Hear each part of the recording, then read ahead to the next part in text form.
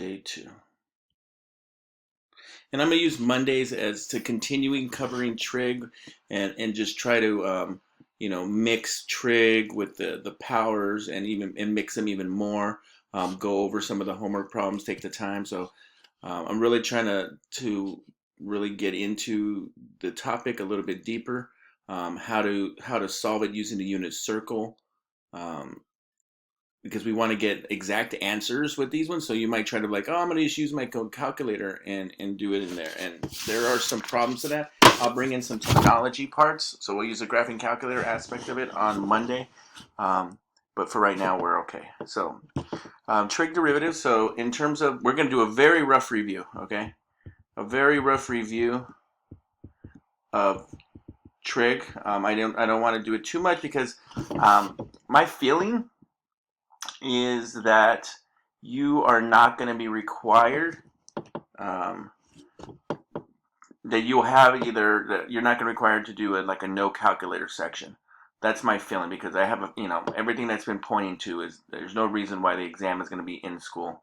I mean, I already know for a fact that the grading of the AP exam is going to be virtual, which means that you're going to have to, or somebody's going to have to upload the solutions like you did last time.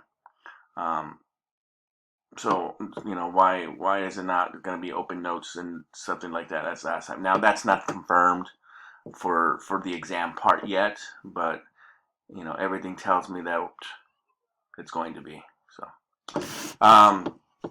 So we're looking at functions in here. So when we say the whole main purpose here is we're looking at a right triangle. We have a right triangle and we have an angle here, which we refer to as the reference angle.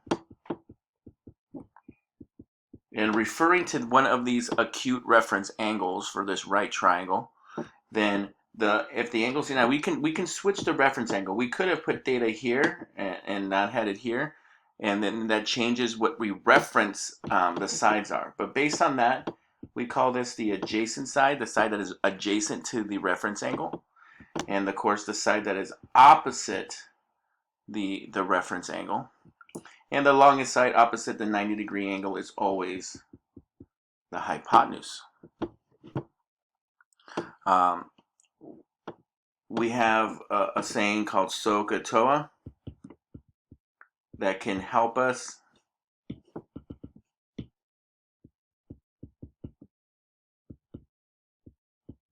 memorize the relationships of the functions, and it just says that sine of theta, the sine of the angle, is equal to the opposite over the hypotenuse OH. The cosine of the angle is equal to the adjacent over the hypotenuse. The tangent of the angle is equal to the opposite over the adjacent. So SOHCAHTOA is something that helps us. This is for foremost what's going to be helpful. Now, we're not going to do any applications of trig today. We're not going to do necessarily, we'll do a lot more applications where you'll need to utilize a right triangle in the setting up of your problem, but that's not something that we're going to have to do right now, but it's a good review start. In calculus, we use radians, okay, in terms of the measure of angle. So we measure our angle in radians, all right, because radians is a linear measure.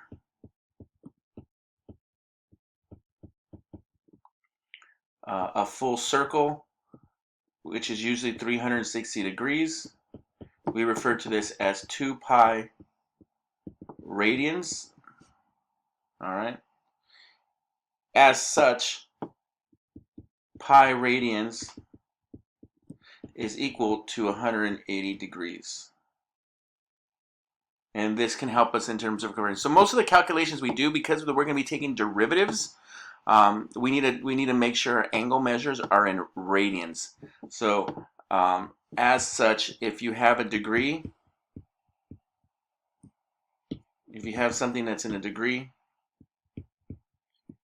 we can multiply it by pi over 180, pi radians over 180 degrees, and this will give you how many radians there are. Now, most of what we're going to be doing, most of the angles that we're going to be focusing on are all going to be on our unit circle. So when we look, and we're going to look at this very briefly, this kind of tells us right away, you know, like 120 degrees is 2 pi over 3 radians. 240 degrees is 4 pi over 3 radians. 330 degrees is 11 pi over 6 radians. Until I know for certain that we need to have the unit circle memorized and try to do it by hand and stuff like that, I'm going to go under the assumption that we have this unit circle as a reference for us and that you can always look at this. And for any trig problem, you should at minimum be looking at this part. I mean, you should have this into your axis. Okay. Now, as you recall, we also have the other three, which are the reciprocals. So cosecant of theta is just 1 over sine of theta. It's the reciprocal of sine. So we can also say that it's the hypotenuse over the opposite. Secant of theta is equal to 1 over cosine of theta, which is the adjacent over the opposite. I mean, the adjacent, the hypotenuse. Ugh, that was terrible. The hypotenuse over the adjacent. You can see, like, when it comes to the cosecant, secant, and even cotangent, I don't even know them memorized. I just know that they're what they're the reciprocal of, and then I know the main three, and I just take that one of the main threes and I just flip it. 1 over tangent, which is the adjacent over the opposite.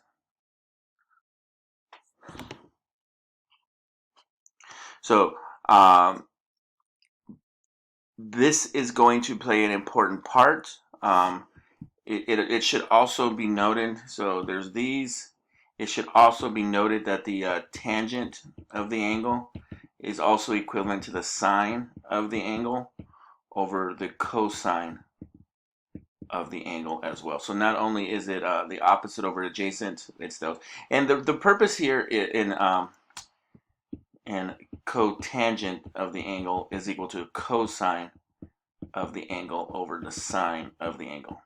The reason why I wrote these additional two here is basically all of the trig relationships, all 6 boil down to some combination of sines and cosines. Either it's only sine, only cosine, or the sine or cosine are only there in the denominator, or they're bundled up with cosine with flipping in terms of numerator and denominator. There's only 6 combinations, 6 permutations to which you can manipulate sines and cosines with 2 spots. So we have the 2 locations and so forth. You can have them, you cannot have them, and that's where you get the 6 trigonometric relationships. And that idea of all of them being in terms, you can think of all of them in terms of sine and cosine, is a very important aspect. Why is my camera so high? Is a very important aspect in the evaluation and utilizing the unit circle. Now, what I like to do is I like to take this and I like to write this down over here. This is the unit circle. This is the best one I could find. That I wanted something that was, I have some that I hand write, but wanted something that was more computer generated. And I found this one to be one of the best ones. So the idea here in the unit circle is that the radius of the circle is 1. That's why, hence, this is where the name radius comes from. The name unit. The radius of the circle is 1. So when we think about the opposite, if I were to draw a triangle in here, so if I were to draw a triangle, the radius is 1, the height would be y, and the adjacent would be x. So this is how you view any of the points. And so when I say sine of theta. Sine is opposite, which is y divided by 1. And x divided by 1. Cosine would be x, the adjacent, divided by the hypotenuse, which is 1. As such, we can, if we utilize a radius of 1, we can use this unit circle to evaluate any of the trigonometric functions, because first off, we can find sine and cosine of all of these angles that you see in here. All of the angles you see on the inside of the circle, we can evaluate them utilizing their coordinates on the unit circle. Now, all of these coordinates come from special right triangles, because they're 30, 60, 90 special right triangles, or 45, 45, 90 special right triangles. So all of those 1/2, square root 2, 3 over 2, and square root 2 over 2s, those all come from in our, we could, if we took the time, which I did like over the summer, and you traditionally do in a pre-calculus or math 3 course, you develop this unit circle so you have an even stronger understanding of it. But like I said, for now, let's take this as fact. Let's take the unit circle is you have this in front of you. You always have it as a reference. If that changes at any time in the course, I'll add a day or two. I'll probably add like 2 days of review of really going into the unit circle and how to do these problems without a calculator in much more detail after that. But right now, like I said, we have this. So as such over here, since this is true, then tangent of the angle is sine over cosine, so y over x, because it's sine of theta over cosine of theta. Now you can also, what does this mean? Well, it means that if I want to find the cosine of pi over 4, if I want to find the cosine of pi over 4, then this tells me that the cosine of pi over 4 is the x value of this coordinate. So cosine of pi over 4 would be square root 2 over 2. If I wanted to find the sine of 2 pi over 3, if I wanted to find the sine of 2 pi over 3, well, the sine of 2 pi over 3 is the y value. So I have square root of 3 over 2. So the sine of 2 pi over 3 is the y value, which would be the square root of 3 over 2. I know it's disappearing because we're going to do some examples. So this unit circle will find you all of them.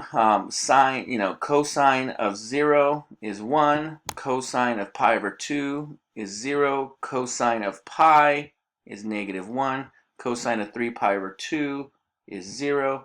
Cosine of 2 pi is also 1. We have a special name for these, 0 and 2 pi. They're called coterminal angles. Those are more things that are vocabularies that if you have a deeper understanding of them, they become very important.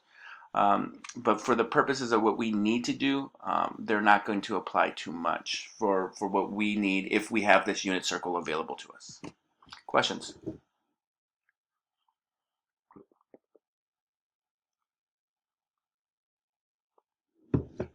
A lot of digester here, I know.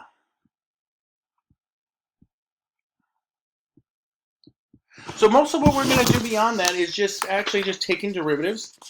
And the only thing, I'm going to ask you, so our focus on here is, and the only thing that I'm trying to add on to here, so in your homework tonight you have regular derivatives like you did last night, but we're also going to finding f prime of a and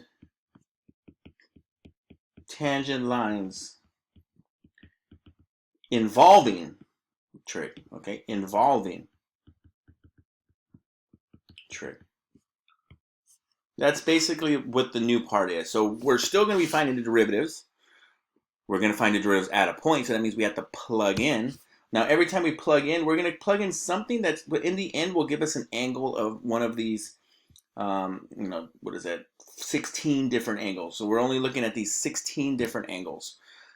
There's 3 in each quadrant, plus what we refer to as there's the 4 quadrantal angles. 0, pi over 2, pi, 3 pi over 2. There's the 3 reference angles, pi over 6, pi over 4, pi over 3. And then there are the other 9 angles that get referenced to those 3 reference angles. It feels like a lot, but in the end, if you have a unit circle, you're just trying to do the work the same as you did last night. If you did your homework last night, then tonight should be relatively straightforward, because the only thing that you have to do in the end is just plug in. That's all you have to do. Of course, you didn't do your homework last night. Well, tough cookies. We need to move on, and we're using it. That's how calculus has to work. Most of you are doing an amazing job, though, of keeping up and having that homework done. So let's do an example. F of x equals cosine of 2x. Let's find f prime of pi over 12. Now you might look at it and go, wait a minute, pi over 12 isn't on that unit circle. Okay, calm down. It'll work. It'll get to one of those. And we're looking for, when we have these problems, we want to find the exact value. Okay, so it's not like, oh, I can use my calculator and plug it in. I don't want us using our calculator because I don't want us to have decimal answers here. Because in the end, there's going to be problems where there's like multiple choice. That's a possibility. And you need to have the exact answer, at least utilize it. If you have the unit circle at your disposal, you should have that. So what do I do? Time for some interaction.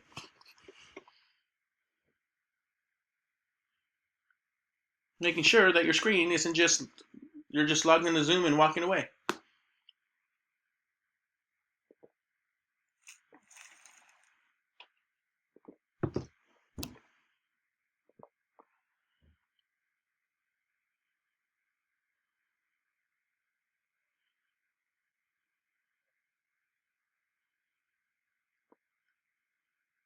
I have lots of examples on deck. I only go as far as you guys let me.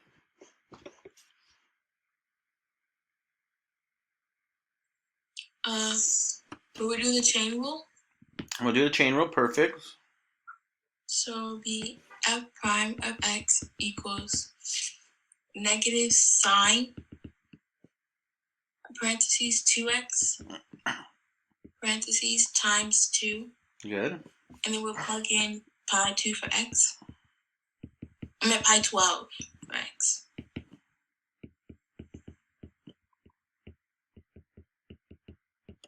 Okay.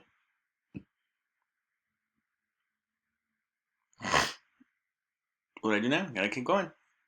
You can multiply 2 and negative sine.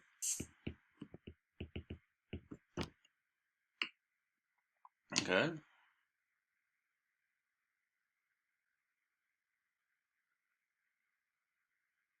Wouldn't it just be 2 pi over 12 now? Which is?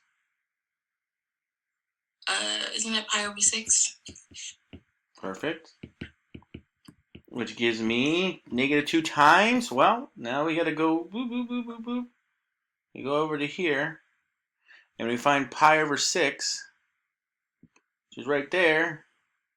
And we're looking for sine, which this tells me sine is the x value, or is the y value.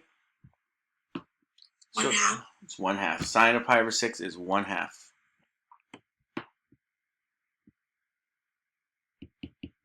Which gives me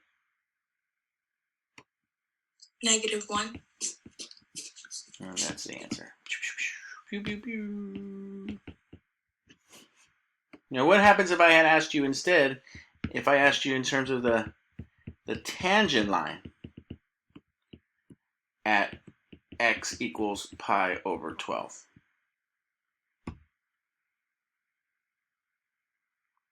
What would I ask you? The tangent line. So instead of asking you just the derivative at the point, I asked you for the tangent line. What do I get? What do I write? What do I do? Tangent lines, can't ever forget them. You're going to be getting them over and over. Do you write the equation of the tangent line? Perfect. So y minus f of a equals f prime of a times x minus a.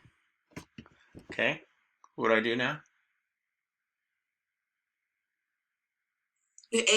Your a will be pi divided by 12. Pi divided by 12. Okay, next. And then the f prime, the f prime of pi divided by 12 would be your -1.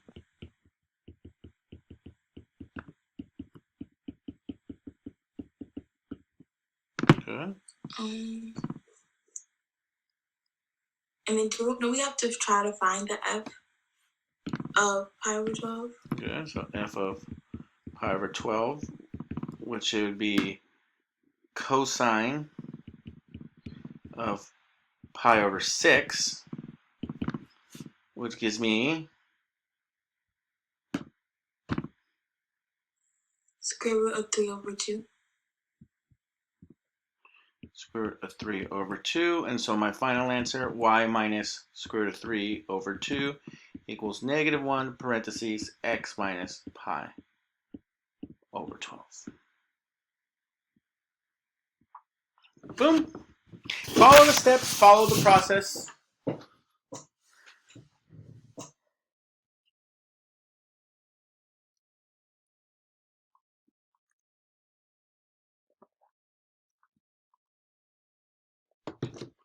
Okay, where does this get us?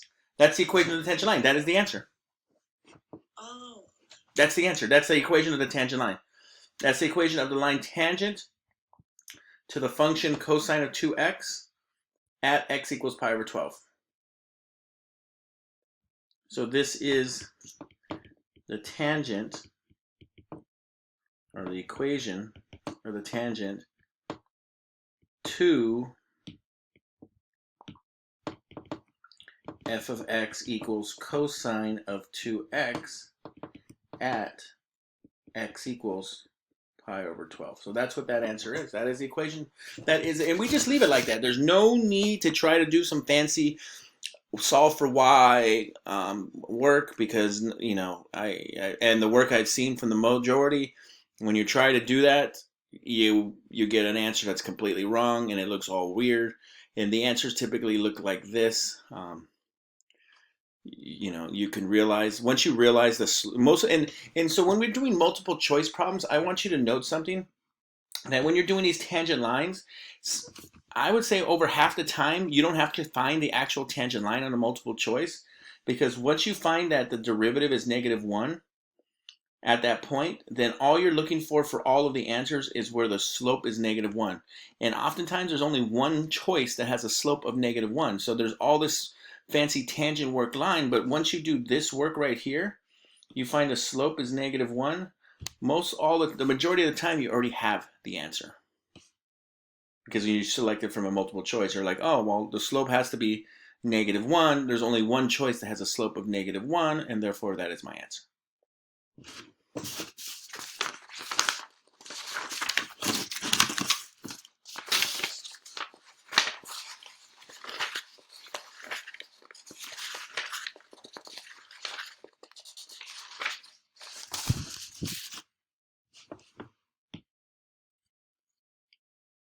Regular time, okay. Let's look at problems with tables.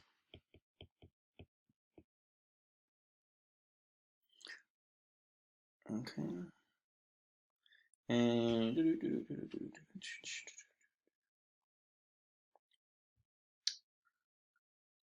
oh, this is gonna be tough. So I have x. I have f of x. I have f prime of x. I have g of x. And I have g prime of x. I'll have x equals 2. It's pi over 6. Pi over 3. Pi over 4. Pi over 2. And I'll have pi over 3.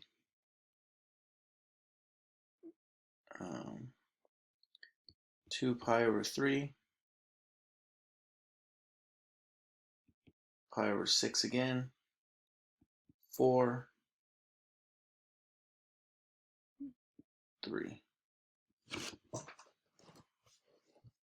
So here's our table. Now it's time to create a problem that we're going to be able to evaluate. So in these, I could ask you tangent lines, but in all the problems where it's going to be, so for all these problems, we're going to use the table of values to find h prime of A at the indicated point.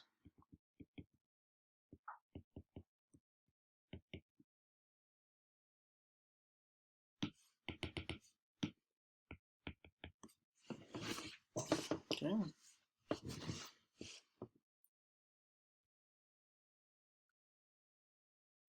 Give time for people to catch and write that down.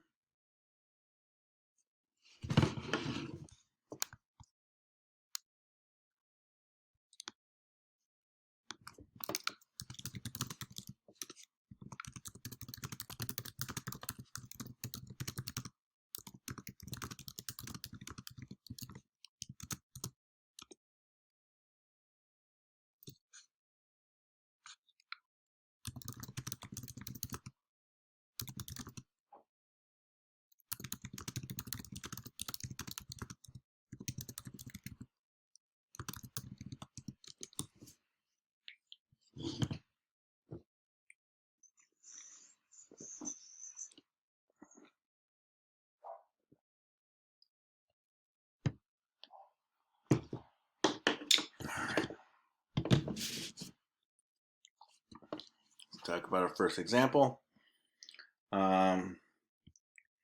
H of x equals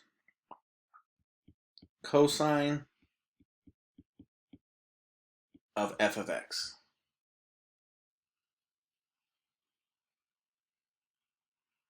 Find h prime of 2. Okay, cosine of f of x. Most of all these problems are all going to involve chain rule. They might involve chain rule and product rule. But most majority we're going to use some form of the chain rule. So let's do this.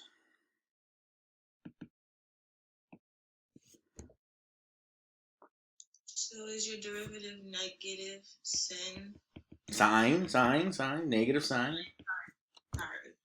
Of f prime of x? No, gotta be careful.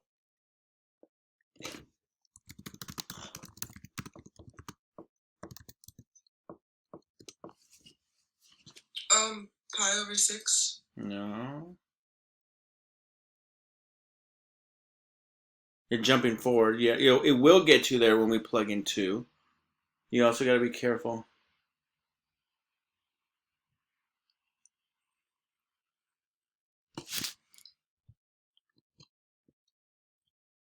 Why isn't it f prime of x? Because that's not chain rule. Is that how you do the chain rule? F of x is the baby. Oh, f of x times f prime of x. Yeah, and it's a big difference. It's a huge difference, so we got to be careful about that.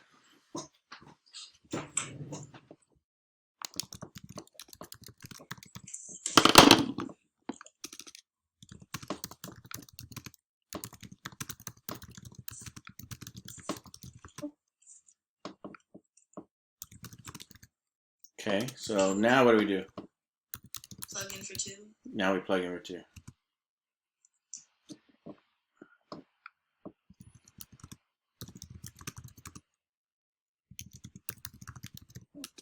Okay, so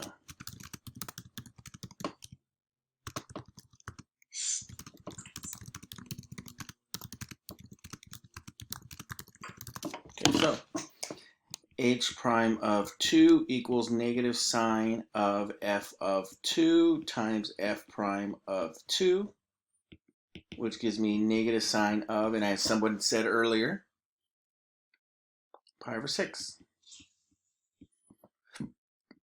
times what? Times Pi over 3. pi over 3, good, which is equal to negative something times pi over 3. So now I got to go and find sine of pi over 6. 1/2. Yep, and the same one as the previous one. So 1/2, which gives me an answer of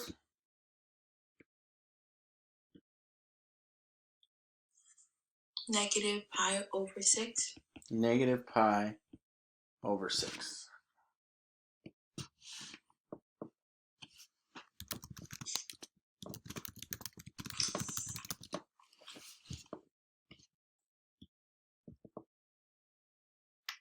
Okay, do another example. B.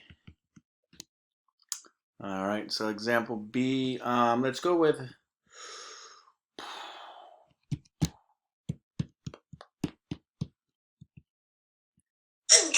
bless you. F of. Can I do that? Oh no, it's not gonna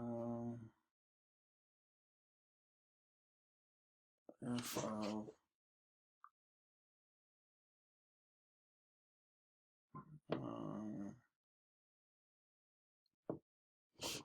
h of x equals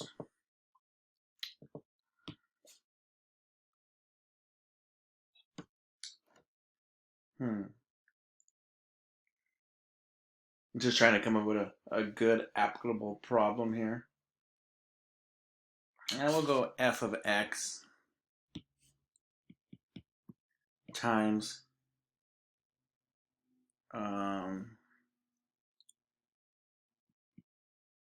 tangent of x. And we're going to go at x equals pi over 3. Okay. Woo.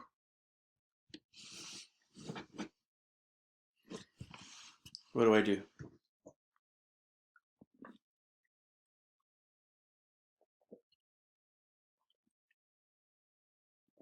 Problems are getting good.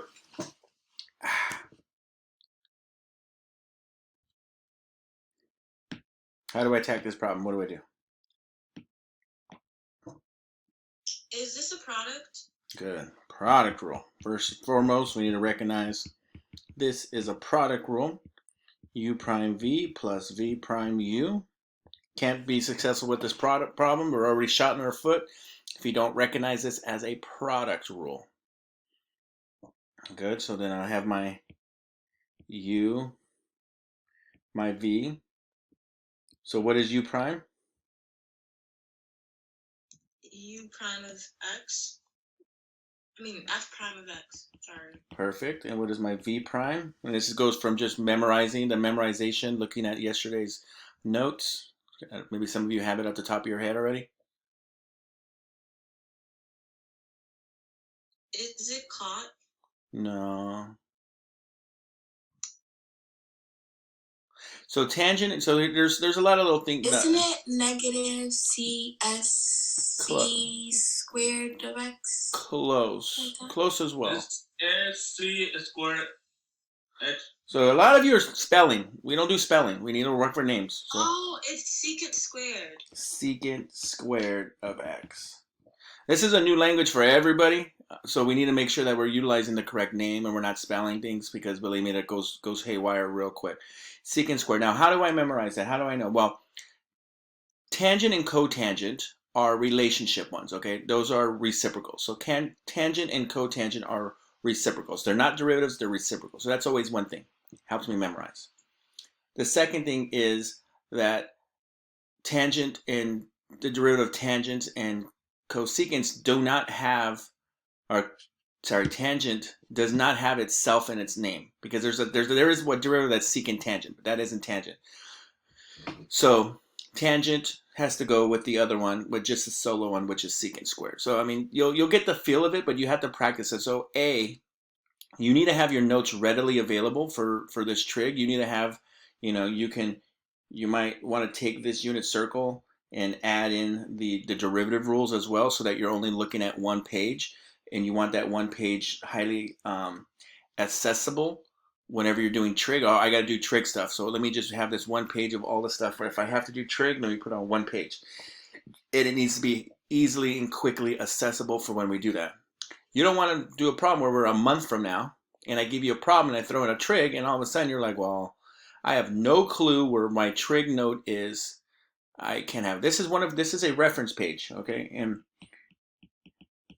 this reference page, along with its derivatives, should be something that you have quick access to, or you just know how to do them, which that's super tough for anybody at this first second day. So secant squared, okay. So h prime of x is then therefore, and we're going to use proper wording. What is it? I have another example I'd like to get into. F of x. Careful. Oh, f prime of x Multiply by tan of x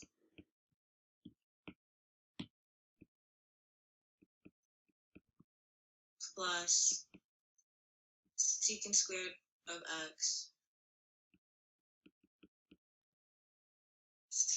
multiplied by f of x. Good. Now, I know we're like, how am I going to evaluate that? And so there's no point in don't worry about the evaluations until we have to evaluate. Right now, it just should be all algorithmic.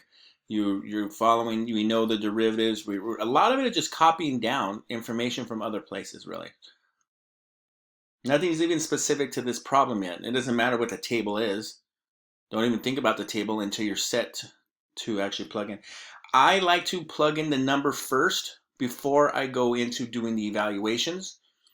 Make sure that I don't make a mistake. And of course, for the purposes of lecture notes, it's also super helpful.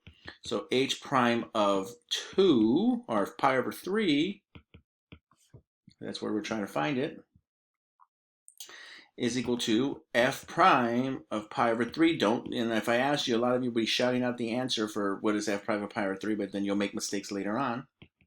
Tangent pi over 3 plus secant squared pi over 3 times f of pi over 3. Okay. Now comes why did I give you that problem, this problem? The reason I gave you this problem is now we have to evaluate tangent and secant squared. All right.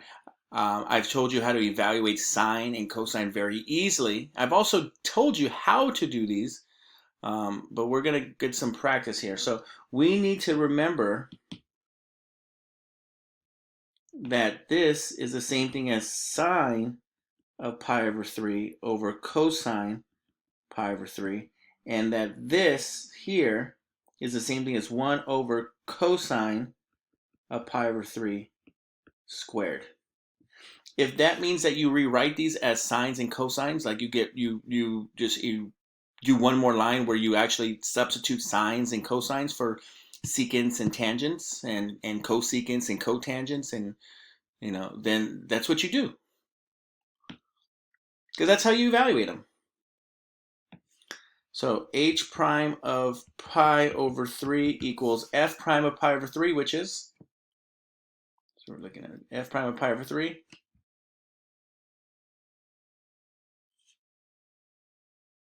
Is it 2 pi over 3?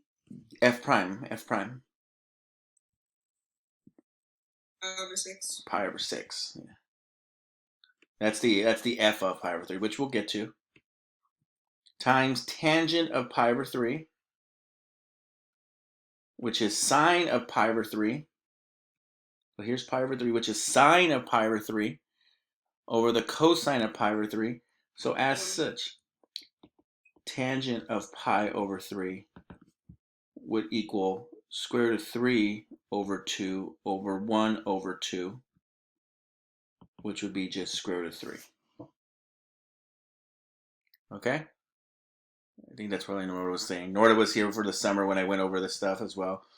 Was one of the students. So, but I know she and Diliani and Ariana probably feel a little bit more comfortable, maybe if not mastering, but Should feel a lot more comfortable with tangent of pi over 3. We just take the two values and take the y and divide it by the x. So this just becomes square root of 3. Because it's square root of 3 over 2 divided by 1 over 2, and the 2's therefore cancel each other out. No, it's a lot. If you want to, square root of 3 over 2 over 1 over 2, and we'll simplify it in our next step. Plus secant squared of pi over 3. Okay, well that's 1 over cosine of pi over 3. And what was cosine of pi over 3? We kind of already have it.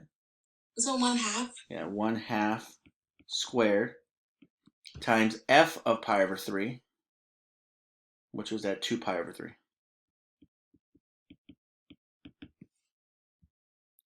All right. So as we noted, these 2's cancel each other out. So I have pi over 6, I cleaned it up. Square root of 3 pi over 6 plus, now what's 1 over 1/2 squared?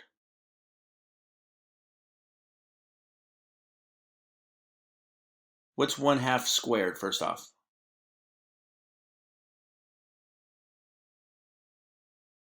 1 over 4. 1 over 4, okay. And now what's 1 over 1 over 4?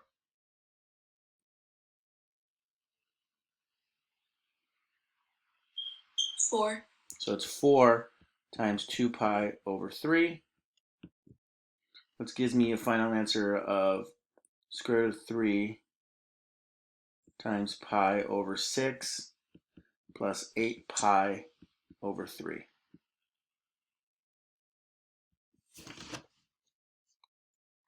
So when you want to evaluate tangents and secants and so forth, that's what you do. Now, there's one last type of problem that I want to make sure that you know how to do. Yeah, so there's one more derivative of like kind of yesterday's problem that I want to go over. Okay.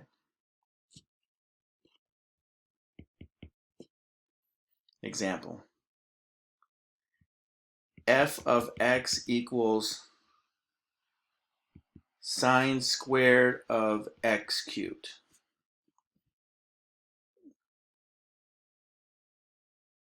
Okay. This is a very tough problem that people have initially to do because when they see that 2, they don't know how to rewrite it first. So how do we rewrite this to make it calculus friendly? What is this referring to? What is that? Wouldn't you put the 2 on the outside so it would be parentheses Sine sine multiplied by x to the of power of third power. Mm-hmm. And 2 would be on the outside. There we go. I know I'm not trying to be mean or anything like that, but it's very important that we make sure that we understand like those little intricacies of this. It'll help you it'll help everybody in the long run. So, and it's very good that thank you very much for being brave to shout out the answers to everybody that's doing that, even when I'm going no, but because that's good. That means you're making sure that you are able to fix and correct things. If you're just writing down all of this as notes and you're not trying to answer any of the questions as we go along, you're probably putting yourself at a bigger disadvantage in the long term. Well, you are. All right, so f prime of x would be 2 brackets sine of x to the power of 3. Finish the parenthesis, put another bracket, times cosine. I mean, I'm just going to put a little 1 up here, though. But yes. Oh, yeah. Times cosine, parenthesis, yeah, x power of 3, parentheses, times 3x squared. Booyah. Chain rule, chain rule. So this actually didn't look like it, but this was a double chain rule. This was a baby. The sine of x cubed was actually the baby, and then the x cubed was the baby within the sine as well. So the answer here would be 6x squared sine of x cubed cosine of x cubed. So I just want to make sure we get that part right there done, that we recognize that when we see this here, it's the same thing as this putting it out here. And so it doesn't look like it's a baby problem, but it is. Mister, where's that 6 coming from? That's when you multiply 2 over 3x squared. Oh, Perfect. never mind. That's okay. No. We got to recognize. We got to practice. Without it, I mean, this is all new material for everybody, right? So it's we just got to practice them. It'll click. It'll click. That's how I ended the math. Yeah. That's why I always say if you can or you should and you practice it, first and foremost, get the answer. So if you got what I circled, hey, you know what? That's the minimum that I can ask for. That's the basic part that I need you to get to. And if you want to get those 4s and 5s, not just passing the AP exam, then you need to get to the point of making it 6x squared sine x cubed cosine x cubed. That's what really take it there. So technically, the f prime of x, the thing that you circled, is an answer, but the squared, the box underneath it, is a simplified answer. Correct. It is a simplified answer that would most likely be shown on a multiple choice question, or that's how it would look like on a multiple choice question. Yes. All right, 9:05. Perfectly on time. We finished. Have a good day. I'll see you on Monday. See you next period.